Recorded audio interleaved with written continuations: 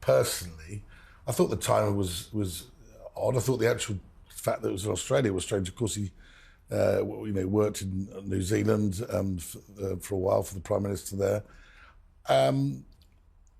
It just strikes me as he must have sought some sort of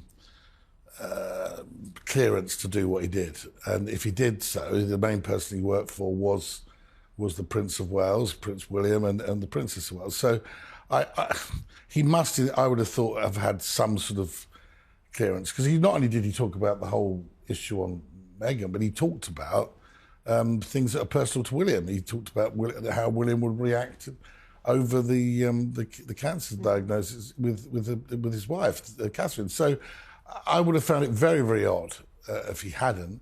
I mean, he has been with his partner, who's I think he's an ambassador, diplomat in India, I think there was. So I find it a bit of a strange timing. I mean, he wasn't particularly revelatory, I didn't think. I felt that I knew the stuff, it's just that it came from him. Well, let's have a look at some of the things he said. He was speaking about the cancer, and he said, Jason said it was awful, absolutely awful. It was the lowest I've ever seen him talking about William. But he also spoke about William and Harry's relationship, and he said, obviously, that he did work with both of them. And he said it's difficult to have this stuff play out in public, but William's chosen to keep his thoughts private. It's hard and sad, especially for all of us who knew both of them. What do you make of those comments, Emily?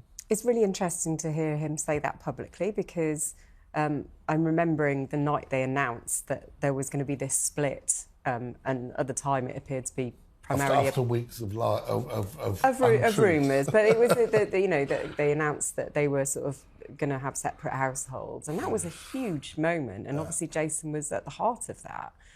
So it's really interesting to hear him talking about it. But it is, and from people I've spoken to, it must have been incredibly difficult to be in the middle of that situation where you are working for all the people concerned. But also, he was the central character in this bullying allegations against Meghan. It was his email that went to the Simon case, which elevated the situation. And I think also, he played a very important role in all that, but we still didn't get to the nub of what actually happened. I mean, we still never got an investigation that we were promised by the palace. If there was an investigation, it was never made public. Again, something the palace said they would be sharing their findings. So he must be quite frustrated in himself, because, he highlighted the case and we don't really know what actually happened, but we do know that 2 members of staff made complaints, formal complaints, and left the employment over those claims. And he does say that he wouldn't have done things differently. That's correct. So I thought that was sure really he's probably public comment. enemy number 1 in this is a really important point. As you point out, Emily, he said he wouldn't change anything, in which I assume encapsulates the whole emails to Simon Case, to raising the issue. You mentioned there, Rob, that we haven't seen the result of this report because it was a palace report. Do you think that now it's been raised again by Jason in this interview? Do you think this now time for the palace to at some stage release this? Well, I think they should have done, but I don't think they ever will. But they should have done, because at the time, if you remember, all sorts of promises were being made to sort of to clear the way forward, to make sure that the palace was not seen as dated, to make sure it wasn't in any way. It was two-way. It was not just the bullying accusations levelled at the Duchess of Sussex, but also the other way, the way that there was a regime of racism, there was a regime of not being sympathetic to people with mental health issues.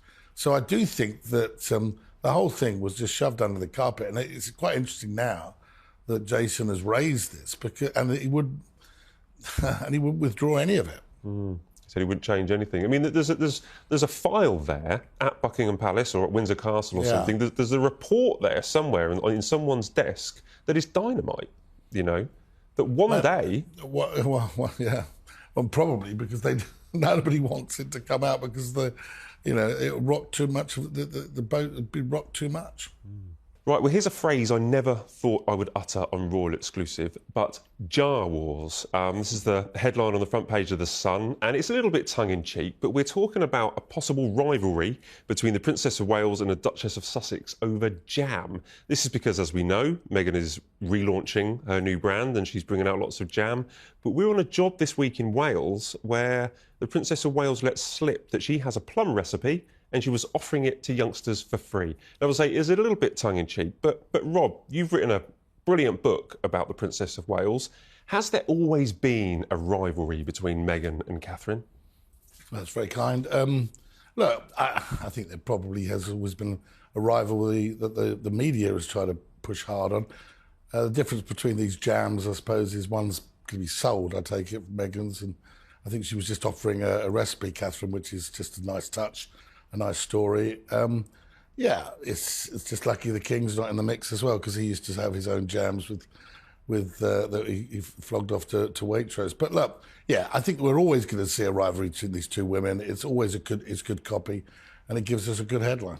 Do you think they ever, both of you, I mean, you've seen them operating when they were both working royals. Do you think that they got on? Do you think it's the press that pushed this idea that they were rivals or that they weren't friends?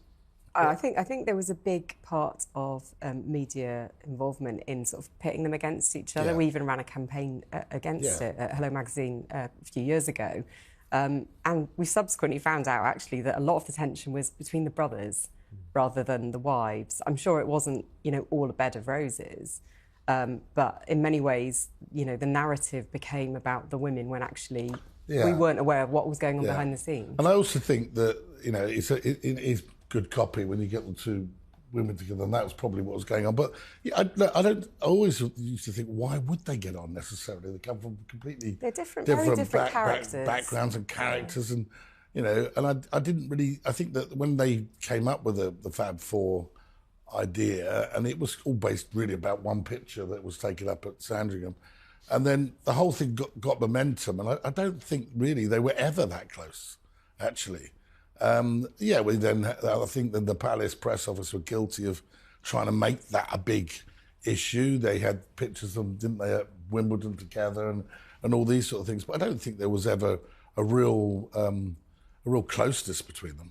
No, we kind of had a hope, didn't we, that these two beautiful young couples would become, would create, as we called it, a Fab Four. We hoped that it would all be happy and merry. But there was certainly a bit of jealousy came in the whole of this. When I think, from my understanding, when Catherine and William invited them over to the newly refurbished Kensington Palace, there was a clear difference in the size of the properties they were living in. And, I think it's only natural there was a little bit of a question mark saying, well, what's going on here? But maybe if Harry and Meghan had been a little bit more patient, and they would have got what they wanted in the end.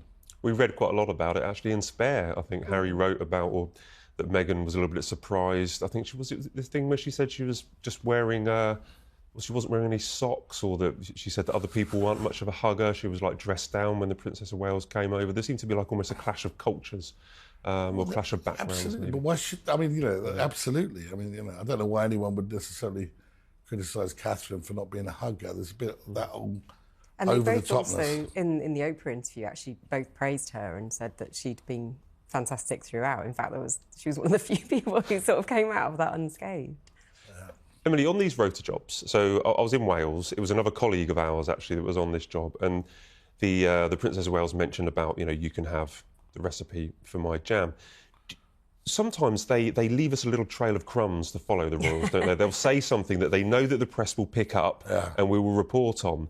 Do you think that this was just small talk, or do you think that she was almost like deliberately laying it out there so we would see it and write it? Matt, I wish I knew the answer to that, because in so many ways it would be the perfect trail of breadcrumbs, wouldn't it? But it's also entirely typical of the kind of thing that she would say on an engagement like this. Especially if she's talking to children who are...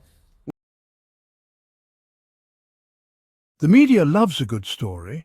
They thrive on drama, intrigue, and the allure of the unknown. But what happens when the story is fabricated? When the lines between fact and fiction blur? When truth is twisted to fit a predetermined narrative, the consequences can be dire. This is the harsh reality Meghan Markle has faced since her relationship with Prince Harry became public knowledge. From the very beginning, Meghan was painted as an outsider, someone who didn't belong. She was different, independent and American, a stark contrast to the traditional mould of a royal spouse. Her uniqueness was seen as a threat. The media, instead of celebrating this diversity, chose to weaponize it. They turned her strengths into weaknesses. Headlines screamed about Meghan's difficult nature, painting her in a negative light. Anonymous sources whispered about her demanding behaviour, fueling the fire of public scrutiny. Every action, every outfit, every word was scrutinised and spun into a negative light, creating a distorted image. This relentless negativity created a false image of Meghan, one that was far removed from the truth. It was a character assassination. This manufactured narrative, fueled by a potent mix of sexism, racism and a thirst for scandal, has had a devastating impact on Meghan's mental health and well-being. It has also exposed the media's willingness to prioritise sensationalism over truth, even if it means destroying a person's life in the process. The cost of this obsession is immeasurable. In 2021, just days before Meghan and Harry's explosive interview with Oprah Winfrey, an email from Jason Knauf, former communications secretary to the Sussexes, was leaked to the press. This email, which had been sent back in 2018, suddenly resurfaced at a critical moment, raising eyebrows and sparking intense media scrutiny. The email alleged that Meghan had bullied two personal assistants during her time in the royal household. These serious accusations, coming out of the blue, seemed to be strategically timed to coincide with Meghan and Harry's highly anticipated interview. This conveniently timed leak, just as Meghan was preparing to share her own experiences of mistreatment within the royal institution, raised serious questions. Was this a mere coincidence, or was there a deliberate attempt to overshadow Meghan's narrative? Was this a genuine concern for staff welfare, or a calculated attempt to discredit Meghan and undermine her credibility? The timing was suspicious, to say the least, and it led many to speculate about the true intentions behind the leak. The timing of the leak, coupled with the lack of concrete evidence to support the claims, suggested an ulterior motive. It seemed as though someone was trying to manipulate public perception and control the narrative. It appeared that someone, or a group of people, were using the media to silence Meghan and control the narrative surrounding her departure from the royal family. The media frenzy that followed only added fuel to the fire, making it difficult to discern the truth. The leak, rather than painting Meghan as a bully, exposed the lengths to which her detractors were willing to go to protect their own interests and silence those who dared to challenge the status quo. It highlighted the power dynamics at play and the extent to which some would go to maintain control. The Sun newspaper, notorious for its aggressive pursuit of royal scandals, launched a relentless campaign to have the full bullying report released. This was not just any report, but one that had the potential to shake the very foundations of the royal family. This report, commissioned by Buckingham Palace, was initially kept private to protect the privacy of those involved. The palace claimed that releasing it would compromise the confidentiality of sensitive information and the identities of the individuals who came forward. The palace's decision to bury the report, however, raised further suspicions. Many began to wonder if there was something more sinister being hidden from the public eye. If the allegations against Meghan were unfounded, why not release the report and clear her name? This question lingered in the minds of many, casting a shadow over the palace's intentions. The answer, many believe, lies in the report's potential to expose the inner workings of the royal institution and its treatment of those deemed different. It could reveal uncomfortable truths about the power dynamics and the culture within the palace walls. The Sun's push for transparency, cloaked in a veneer of public interest, appeared to be motivated by a desire to further damage Meghan's reputation. Their relentless coverage seemed less about justice and more about sensationalism. The palace's decision to keep the report under wraps, while understandable in some respects, only fueled the flames of speculation and suspicion. It created an environment ripe for conspiracy theories and mistrust. This tug-of-war over the report exemplified the media's tendency to prioritise sensationalism over sensitivity and the palace's struggle to maintain control in the face of increasing scrutiny. It highlighted the complex relationship between the royal family and the press, a relationship fraught with tension and mutual distrust. Jason Knauf, the man at the centre of the bullying allegations, has presented a series of inconsistencies in his actions and statements. While he raised concerns about Meghan's behaviour in 2018, he continued to work for the Sussexes for another year and even praised Meghan publicly. In 2021, Knauf testified against Meghan in her legal battle with Associated Newspapers, further fueling accusations that he was attempting to damage her reputation. His shifting allegiances and contradictory actions painted a picture of a man motivated by self-preservation rather than a genuine concern for the well-being of palace staff.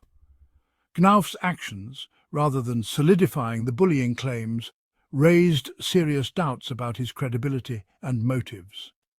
They also highlighted the complex power dynamics within the royal household and the lengths to which individuals might go to protect their own positions.